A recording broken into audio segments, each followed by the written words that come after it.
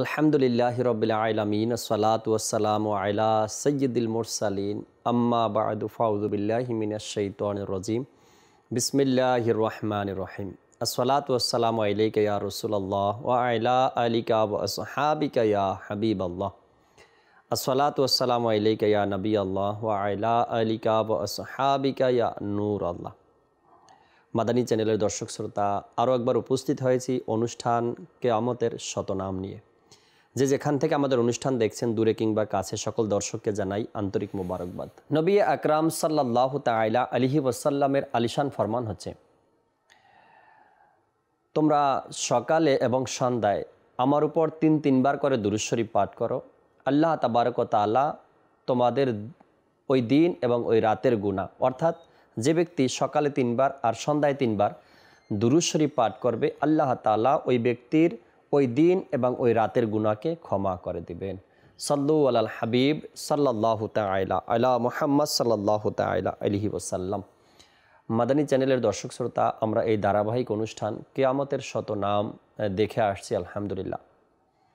এর মধ্যে কিয়ামতের বিভিন্ন নামসমূহ নিয়ে আলোচনা করা এবং ওই সকল নামের পিছনে কিছু রহস্য, কিছু ঘটনা, কিছু আয়াতে কারিমা, এগুলো আমরা তুলে ধরার চেষ্টা করছি।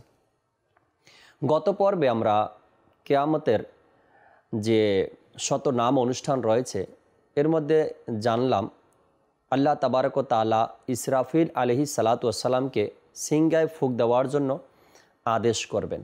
আর ইসরাফিল আলাইহিস সালাতু ওয়াস সালাম যখন সিংগায় ফুঁক দিবেন, পুরা পৃথিবীবাসীর কানে সেই শব্দ চলে আসবে। শুরুতেই সেই শব্দটা কম থাকবে, এরপরে ধীরে ধীরে বাড়তে থাকবে। এক সময় গিয়ে পৃথিবীতে বসবাসকারী সকল কিছু তাদের কানে এত জোরে আওয়াজ লাগবে,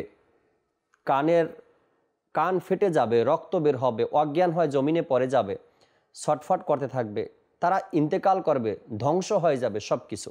এরপরে আল্লাহ তাবারক ওয়া তাআলার হুকুম পালন করতে গিয়ে আজরাইল আলাইহিস সালাতু ওয়াস সালাম এক ধাপে করে, এভাবে করে 18,000 মাকলুকাত। এরপরে ফেরেশতারা, আল্লাহ যখন চাবেন তখন আজরাইল আলাইহিস সালাতু ওয়াস সালামেরও মৃত্যু হয়ে যাবে।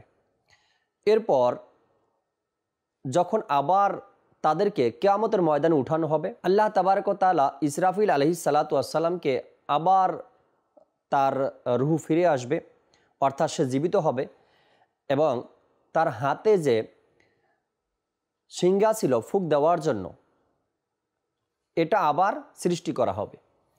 আল্লাহ তাবারক ওয়া তাআলা তাকে আবার আদেশ দিবেন যে তুমি আবার সিংহায় ফুঁক দাও। যখন ইসরাফিল আলাইহিস সালাতু ওয়াস সালাম কিয়ামতের ময়দানে আবার সিংহায় ফুঁক দিবেন, তো পৃথিবীর শুরু থেকে নিয়ে শেষ পর্যন্ত ফেরেশতারা, মানুষ, সৃষ্টি জগৎ সবাই আবার রূহ পাবে ফিরে এবং কিয়ামতের ময়দানে সবাই উপস্থিত হবে। এখন এখানে কথা হলো দর্শক শ্রোতা, যখন সবাই উঠে যাবে, তাদের ওঠার, কিয়ামতের ময়দানে আসার ধরন কেমন হবে, এই বিষয়টা একটু আমরা জেনে নেই আজকের অনুষ্ঠান থেকে। কিতাবের মধ্যে বর্ণিত রয়েছে যে এক একজন ব্যক্তি কিয়ামতের ময়দানে যে তারা আসবে, উপস্থিত হবে, তাদের ধরন এক এক রকমের থাকবে। কোনো ব্যক্তি জমিনের উপরে হেসরাতে আসবে, অর্থাৎ এমনভাবে আসবে মনে হবে সে অনেক অসুস্থ, অনেক দুর্বল, এভাবে সে কিয়ামতের ময়দানে উপস্থিত হবে। আবার কিছু লোক সে পায়ে হেঁটে হেঁটে তার কবর থেকে বেরিয়ে আসবে আর কিয়ামতের ময়দানে উপস্থিত হবে। সকল ব্যক্তি কিন্তু নিজ নিজ কবর থেকেই উঠে আসবে কিয়ামতের ময়দানে। আচ্ছা, আবার অনেক ব্যক্তিকে কেউ হাতে ধরে নিয়ে আসবে, আবার অনেক ব্যক্তি নিজের সওয়ারি থাকবে, সওয়ারির উপরে বসে আসবে। আবার বলা হয়েছে একটা সওয়ারির উপরে, একটা জানোয়ার বা একটা পশুর উপরে, যেমন ঘোড়া হোক বা উট হোক, এর উপরে 2-3 করে লোক বসে, এরপরে কিয়ামতের ময়দানে উপস্থিত হবে। আবার অনেককেই ফেরেশতারা টানা হেসরা করে কিয়ামতের ময়দানে উপস্থিত করবে। আচ্ছা, কিয়ামতের ময়দানে যে উপস্থিত হবে, মানুষের ধরন কেমন থাকবে? বলা হয়েছে খালি পায়ে থাকবে, পায়ে জোতা স্যান্ডেল কিছু থাকবে না, খালি পায়ে থাকবে এবং বলা হয়েছে উলঙ্গ অবস্থায় থাকবে।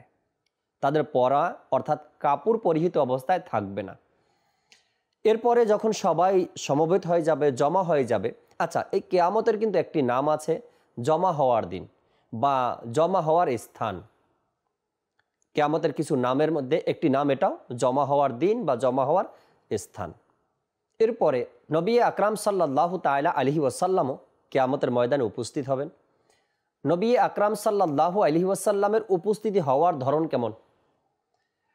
হুজুর সাল্লাল্লাহু আলাইহি ওয়াসাল্লামের ব্যাপারে এসেছেন, তিনি সাল্লাল্লাহু আলাইহি সাল্লাম রওজায়ে আনোয়ার থেকে উঠবেন, ডান হাতে ডান পাশে সিদ্দিকে আকবর রাদিয়াল্লাহু তাআলা আনহু থাকবেন, আর বাম পাশে ফারুকে আজম রাদিয়াল্লাহু তাআলা আনহু থাকবেন। শান শওকতের সাথে হুজুর আকরাম সাল্লাল্লাহু আলাইহি সাল্লাম কিয়ামতের ময়দানে উপস্থিত হবেন। আচ্ছা, মদিনা শরীফের মধ্যে যত কবরবাসী রয়েছেন, কোনো বর্ণনাতে পাওয়া যায় জান্নাতুল বাকিতে যত কবরবাসী রয়েছেন, আর অন্য বর্ণনাতে পাওয়া যায় মদিনা শরীফের বিভিন্ন কবরস্থান থেকে কবরবাসীরা উঠে নবী আকরাম সাল্লাল্লাহু আলাইহি ওয়াসাল্লামের পিছনে পিছনে কিয়ামতের ময়দানে উপস্থিত হবে। একটু চিন্তা করে দেখি যে কিয়ামতের ময়দানে হুজুরে আকরাম সাল্লাল্লাহু আলাইহি ওয়াসাল্লাম এত শান শওকত আলিশানভাবে উপস্থিত হবেন, সেখানে উম্মতের উপস্থিতিটা কেমন হওয়া দরকার। অর্থাৎ উম্মত তো নবী আকরাম সাল্লাল্লাহু আলাইহি ওয়াসাল্লামের দিকে তাকিয়ে থাকবেন, হুজুর সাল্লাল্লাহু আলাইহি সাল্লাম আসবেন, সেখানে কিয়ামতের ময়দানে নবী আকরাম সাল্লাল্লাহু আলাইহি সাল্লামকে দেখা যাবে। এ ব্যাপারে কোরআনে পাকের মধ্যে আল্লাহ তাবারক ওয়া তাআলা আয়াতে কারিমাও নাজিল করেছেন যে কিয়ামতের ময়দানে ওঠা বা জড়ো হওয়া বা সেখানে উপস্থিত হওয়া, সেখানে দাঁড়ানোর ব্যাপারে। সূরা মুমিনের আয়াত নাম্বার 16-তে আল্লাহ তাবারক ওয়া তাআলা ইরশাদ করেন, যেদিন তারা সম্পূর্ণরূপে বের হয়ে পড়বে। কিয়ামতের একটি নামের মধ্যে এটাও আছে, বের হওয়ার দিন, প্রকাশ পাওয়ার দিন, দৌড়াদৌড়ির দিন। এটাও বলা হয়েছে কিয়ামতের নামের মধ্যে একটি নাম এটাও, দৌড়াদৌড়ি করার দিন। কেননা সেদিন মানুষ ইয়ানফসি করবে আর দৌড়াতে থাকবে। মানুষ এর কাছে যাবে, ওর কাছে যাবে, যাতে করে একটু সুপারিশ পাওয়া যায়, শাফাত পাওয়া যায়, এখান থেকে যেন তাড়াতাড়ি মুক্তি পাওয়া যায়। আল্লাহ তাবারক ওয়া তাআলা সূরা মুমিনের 16 নম্বর আয়াতের মধ্যে কি বললেন? যেদিন তারা সম্পূর্ণরূপে বের হয়ে পড়বে, সেদিন আল্লাহর নিকট তাদের কোনো অবস্থায় গোপন থাকবে না। অর্থাৎ আল্লাহর নিকট কোনো ব্যক্তির কোনো কিছুই গোপন থাকবে না। আজ বাদশাহী কার? আল্লাহ তাবারক ওয়া তাআলা সেখানে কিয়ামতের ময়দানে ইরশাদ করবেন, আজ বাদশাহী কার? তখন আয়াতে পাকের শেষ অংশে বলা হয়েছে, একমাত্র আল্লাহ সবার উপর শক্তিশালী, অর্থাৎ আল্লাহ তাবারক ওয়া তাআলাই সকল কিছুর বাদশাহী, সকল কিছুর মালিক। এরপরে 17 নম্বর আয়াতে কারিমার মধ্যে সূরা মুমিনের এর পরের আয়াত 17 নম্বর আয়াতের মধ্যে আল্লাহ তাআলা ইরশাদ করেন, আজ প্রত্যেক সত্তা আপন কৃতকর্মের প্রতিফল পাবে, অর্থাৎ লাভ করবে। আজ কারো প্রতি জুলুম হবে না, নিশ্চয়ই আল্লাহ অতি তাড়াতাড়ি হিসাব গ্রহণকারী।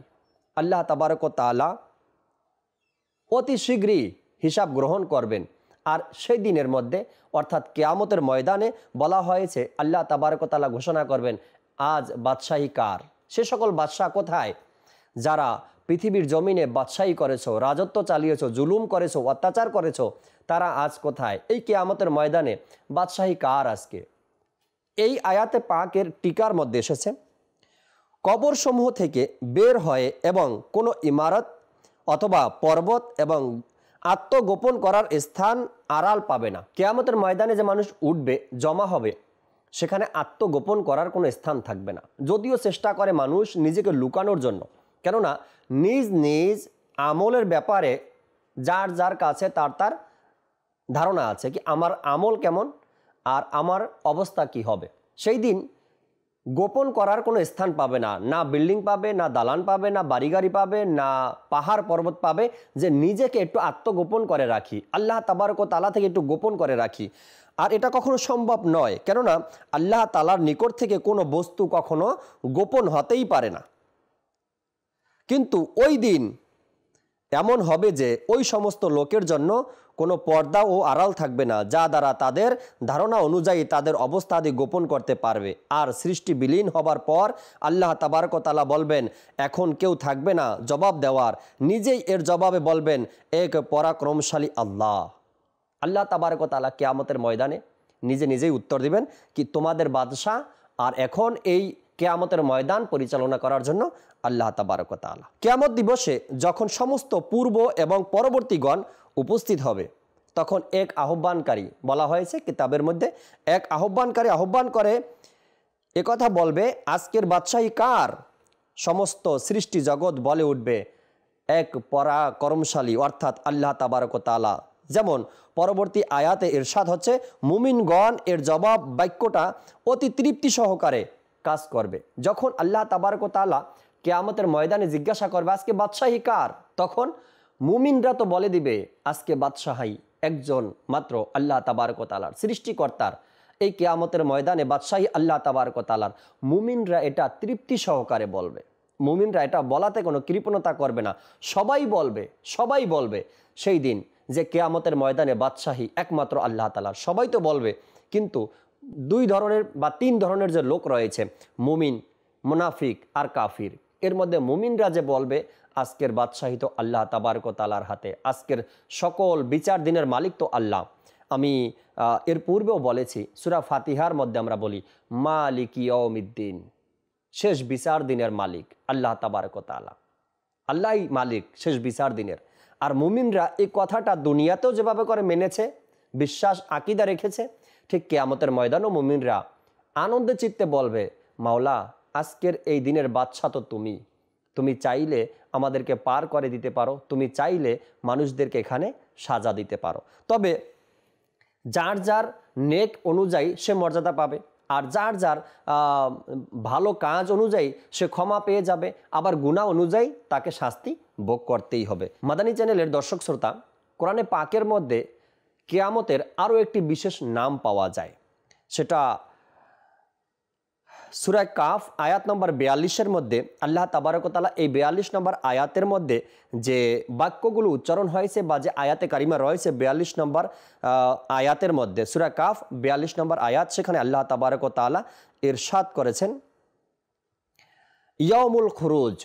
আর ইয়াউমুল খুরুজ অর্থ হলো বের হয়ে আসার দিন, অর্থাৎ নিজ নিজ কবর থেকে মানুষ বের হয়ে আসবে, বের হয়ে আসার দিন বলা হয়েছে ইয়াউমুল খুরুজ। এবং সূরা কারিয়ার মধ্যেও আল্লাহ তাবারক ওয়া তাআলা এভাবেই ইরশাদ করেছেন যে আল কারিয়া, সর্বপ্রথম আয়াতে কারিমা 30 পারার মধ্যে। এই যখন আমরা তেলাওয়াত শুরু করব, 1 নম্বর আয়াতের মধ্যেই আল্লাহ তাবারক ওয়া তাআলা কি ইরশাদ করলেন, এই একটি নাম এখানে পাওয়া যায় যে আল কারিয়া।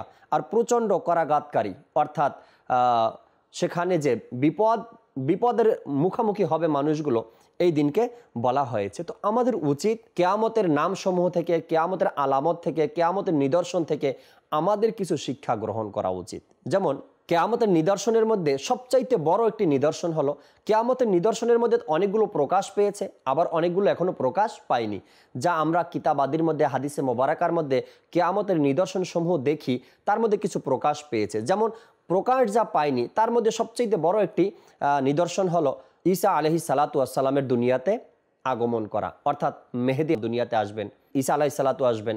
তার এই যে আবির্ভাব হওয়া বা দুনিয়াতে তাশরিফ আনা, এটা এখন পর্যন্ত বাকি রয়ে গিয়েছে। দাজ্জাল আসবে, তারও আশা এখনো বাকি রয়ে গিয়েছে। তো এই যে নিদর্শন কিছু পাওয়া যায় বা আমরা শিখি বা শুনি, এরপরে বলা হয়েছে মসজিদ তো থাকবে, কিন্তু ইমামতি করার মতো যোগ্যতা সম্পন্ন ব্যক্তি থাকবে না যে মসজিদে ইমামতি করবে। আবার বলা হয়েছে মসজিদ নিয়ে মানুষ অহংকার করবে।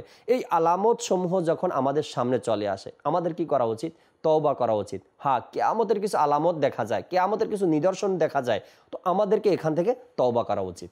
যখন এই কিয়ামতের এই শতনাম অনুষ্ঠানটি আপনারা দেখেন, তো আমরা চেষ্টা করি কিছু নামও যেন জেনে রাখি বা লিখে রাখি, আর এগুলোর মধ্য থেকে আমরা যেন কিছু শিক্ষা গ্রহণ করি। যেভাবে করে আমরা আজকের অনুষ্ঠান থেকে জানলাম যে কিয়ামতের ময়দানে আল্লাহ তাবারক ওয়া তাআলা সবাইকে জিজ্ঞাসা করবে আজকের দিনের বাদশাহী কার কাছে, কে বাদশাহ? যারা দুনিয়াতে রাজত্ব করেছো, জুলুম করেছো, অত্যাচার করেছো, আজকে সেই সকল বাদশাহ কোথায়? তখন মুমিনরা সবাই উত্তর দিবে আজকের বাদশাহ আল্লাহ তাবারক ওয়া তাআলা। এটা মুমিনদের দুনিয়াতেও তাদের আকীদা বিশ্বাস ছিল, আর আখেরাতে অর্থাৎ শেষ দিনেও, কিয়ামতের দিনেও এটা মুমিনদের আকীদা বা বিশ্বাস, তারা আনন্দের চিত্তে কথা বলবে। আল্লাহ তাবারক ওয়া তাআলা কোরআনে পাকের যে আমরা সূরা ফাতিহা সর্বপ্রথম যে সূরা তেলাওয়াত করি, সূরা ফাতিহা, আল্লাহ তাবারক ওয়া তাআলা এখানে ইরশাদ করেছেন ইয়াউমুদ্দিন। তো ইয়াউমুদ্দিন অর্থ প্রতিদান দিবস। এই কিয়ামতের ময়দানে প্রতিদানও দেওয়া হবে, শুধু হিসাব নেওয়া হবে বা সাজা দেওয়া হবে, জাহান্নামে নিক্ষেপ করা হবে, এখানেই সীমাবদ্ধতা নয়। এই কিয়ামতের ময়দানে বলা হয়েছে প্রতিদান দিবস। দুনিয়াতে ভালো কাজ করার কারণে, নেকির দাওয়াত দেওয়ার কারণে, নামাজ আদায় করার কারণে, ভালো কথা বলার কারণে, সত্য কথা বলার কারণে, আল্লাহ তাবারক ওয়া তাআলার হুকুম আহকামগুলো মানার কারণে, দুনিয়াতে এই সকল ভালো কাজ শরীয়তের বিধিবিধান মেনে চলার কারণে কাল কিয়ামতের ময়দানে আল্লাহ তাবারক ওয়া তাআলার পক্ষ থেকে পাওয়া যাবে প্রতিদান। আর সেই প্রতিদান কেমন হবে? দেখুন, কোরআনে পাক যে রয়েছে আল্লাহ তাবারক ওয়া তাআলা আমাদের জন্য নাজিল করেছেন। আর একদিন, 2 দিন, 3 দিন নয়, মাস বছর পার হয়ে যায়, কোরআনকে আমরা খুলে দেখি না। সূরা ফাতিহাকে বলা হয়েছে কোরআনের মা, অথচ শুরুতেই কোরআন তেলাওয়াতের জন্য ওপেন করার সাথে সাথেই সূরা ফাতিহা আমাদের চোখে পড়ে, কিন্তু আমরা কোরআনকে খুলে দেখি না, কোরআনকে অধ্যয়ন করে দেখি না। খুব সুন্দর একটি উদাহরণ রুকনেশ্বরা হাজী আব্দুল হাবিব ভাই দিয়ে থাকেন, যে কোনো সন্তান বিদেশের বাড়িতে থাকে, সে মায়ের কাছে চিঠি লিখলো বা বাবার কাছে চিঠি লিখলো, বাবা কেমন আছেন, বাড়ির সবাই কেমন আছে, কি দিয়ে ভাত খান, বাড়ির অবস্থা কেমন। সপ্তাহে সপ্তাহে একটা করে চিঠি লেখে সন্তান বাবার কাছে। বাবার কাছে চিঠি আসে, বাবা ভাঁজ করে রেখে দেয়, বাবার কাছে আসে রেখে দেয়। 6 মাস পরে যখন ছেলে বাড়িতে আসে বা ফোনের মাধ্যমে, কলের মাধ্যমে জিজ্ঞাসা করে, বাবা এত দিনে আমি এতটা চিঠি আপনার কাছে পাঠিয়েছি, বা বাবা প্রতি মাসে আমি একটি করে চিঠি পাঠিয়েছি, আপনি কি চিঠি পড়েছেন? বাবা যদি উত্তর দেয় যে চিঠি তো পেয়েছি, কিন্তু খুলে দেখার সময় আমার কাছে হয়নি বা আমি খুলে দেখিনি, তখন বলেন যে সন্তানের মনটা কতটা খারাপ লাগবে, যে আমি এত কষ্ট করে, এরপরে এত কথা গুছিয়ে, আবার বাবার ভালোবাসা অন্তরে রেখে, বাবার জন্য কেঁদে কেঁদে আমি চিঠিগুলো লেখি, কিন্তু বাবার হাতে চিঠি পৌঁছায়, কিন্তু বাবা চিঠিটা পড়ে না বা পড়ার সময় পায় না। তখন সন্তান বাবার সাথে ওই মুহূর্তে কিছু বলে না, কিন্তু ফোনটা যখন রেখে দেয়, কল কেটে যায়, এরপরে ওই সন্তান হয়তো বা বালিশের সাথেই তার দুঃখটা শেয়ার করে আর কান্না করে করে বালিশ ভিজিয়ে দেয়। আমার কথা হলো গিয়ে, সন্তান বাবার কাছে চিঠি পাঠিয়েছে, সেটা বাবা পড়ার সময় পায়নি, তাই আপনার আমার মনের মধ্যে, সন্তানের মনের মধ্যে এত দুঃখ, আমার কষ্ট করা লেখা চিঠিটা বাবা পেয়েছেন কিন্তু পড়তে পারেননি, সময় পাননি, অবহেলার দৃষ্টিতে দেখেছেন বা রেখে দিয়েছেন। যে আল্লাহ তাবারক ওয়া তাআলা 30 পারা কোরআনকে নাজিল করেছেন উম্মতের জন্য, উম্মতে মুহাম্মাদির জন্য, নিজের বান্দাদের জন্য, যাতে করে বান্দা এই কোরআন তেলাওয়াত করে কিয়ামত সম্পর্কে জানতে পারে, বান্দা এই কোরআন তেলাওয়াত করে দুনিয়াতে কিভাবে সে চলবে আর আখেরাত কিভাবে তার সুন্দর হবে, এই বিষয়টা যেন জানতে পারে। আল্লাহ তাবারক ওয়া তাআলা এই কোরআন নাজিল করেছেন আপনার আর আমার জন্য। কিয়ামতের ময়দানে যখন আল্লাহ তাবারক ওয়া তাআলা এই প্রশ্ন করবেন যে কোরআন তো তোমাদের জন্য নাজিল করেছিলাম, তোমাদের জন্যই ছিল এই কোরআন, কতদিন পড়েছ? তখন যদি বলি আল্লাহ সময় পাইনি, দুনিয়াতে এত ব্যস্ত ছিলাম, এত কাজকর্ম ছিল, কোরআন তেলাওয়াত করার, পাঠ করার, কোরআনকে বোঝার সময় পাইনি, একটু বলুন তো আল্লাহ তাবারক ওয়া তাআলা নারাজ হবেন নাকি খুশি হবেন? একদমই না। সবাই বলবেন যে হ্যাঁ, আল্লাহ তাআলা তখন তো আমাদের থেকে মুখ ফিরিয়ে নিবে। কিয়ামতের ময়দান এত সহজ নয়, জমিনটা তামার হবে। আর মানুষ নিজ নিজ আমল অনুযায়ী সেখানে পথ চলবে, সেখানে চলাফেরা করবে। কিয়ামতের ময়দানে দাঁড়িয়ে থাকাটা এত কষ্টকর হবে, মানুষ বলবে কি যত তাড়াতাড়ি সম্ভব হয় হিসাব ক্লিয়ার করে আমাকে জাহান্নামী হলে জাহান্নামে পাঠিয়ে দাও, ওখানে চলে যাই, তারপর এখানে দাঁড়িয়ে থাকা সম্ভব নয়। এমন ভয়ানক হবে কিয়ামতের ময়দান। কিয়ামতের ময়দানে দাঁড়িয়ে থাকতে কেউ চাইবে না, বলবে আমাকে এখান থেকে সরিয়ে দাও, আমি এখান থেকে চলে যাই। দরকার হয় হিসাব নিকাশ ক্লিয়ার হওয়ার পরে যদি সিদ্ধান্ত হয়, ফয়সালা হয়, আল্লাহ তাআলা জাহান্নামে দেয়, দিক, আমি জাহান্নামে চলে যাব, কিন্তু কিয়ামতের ময়দানে দাঁড়িয়ে থাকাটা সম্ভব হবে না। এত একটা কঠিন সময় ওখানে থাকবে কিয়ামতের ময়দানে। তো আমাদের কি ভয় করা উচিত, চিন্তা করা উচিত, একটু ভাবা উচিত নিজেকে নিয়ে, আমি কি পারবো সেই কিয়ামতের ময়দানে শক্ত হয়ে দাঁড়িয়ে থাকতে? আমি কি পারবো সেখানে নিজের আমল দিয়ে মোকাবেলা করতে? আমি কি পারবো সেখানে আল্লাহ তাবারক ওয়া তাআলার সামনে দাঁড়াতে? আচ্ছা, যেটা আজকে বললাম কি কিয়ামতের ময়দানে মানুষ কাপড়হীন অবস্থায়, অর্থাৎ কাপড় থাকবে না, উলঙ্গ অবস্থায় উঠবে। এত টেনশনে থাকবে মানুষ, এত পেরেশানিতে থাকবে নিজের আমল নিয়ে, নিজেকে বাঁচানোর জন্য ওখানে হুঁশই থাকবে না যে আমি কোন অবস্থাতে এখানে আছি। আল্লাহ তাবারক ওয়া তাআলা আমাদেরকে কেয়ামতের সেই ভয়াবহতা থেকে বাঁচার, কেয়ামতের সেই কঠিন যন্ত্রণা থেকে বাঁচার আল্লাহ তাআলা আমাদেরকে তৌফিক দান করুক। আর কেয়ামতের ময়দানে যদি আমরা সম্মানিত হতে চাই, যদি আমরা নিজেকে ভালো রাখতে চাই বা নিজে যেন কষ্ট না হয় সেখানে, তবে দুনিয়াতে ভালো আমল আমাদেরকে করতে হবে। আল্লাহ তাবারক ওয়া তাআলা আমল করার এবং দুনিয়াতে কিছু অর্জন করে আখিরাতকে সুন্দর করার সে তৌফিক আল্লাহ তাআলা আমাদেরকে দান করুক। আমিন বিজাহিন নবিল আমিন সাল্লাল্লাহু তাআলা আলাইহি ওয়াসাল্লাম। সাল্লু আলাল হাবিব সাল্লাল্লাহু তাআলা আলা মুহাম্মদ সাল্লাল্লাহু তাআলা আলাইহি ওয়াসাল্লাম।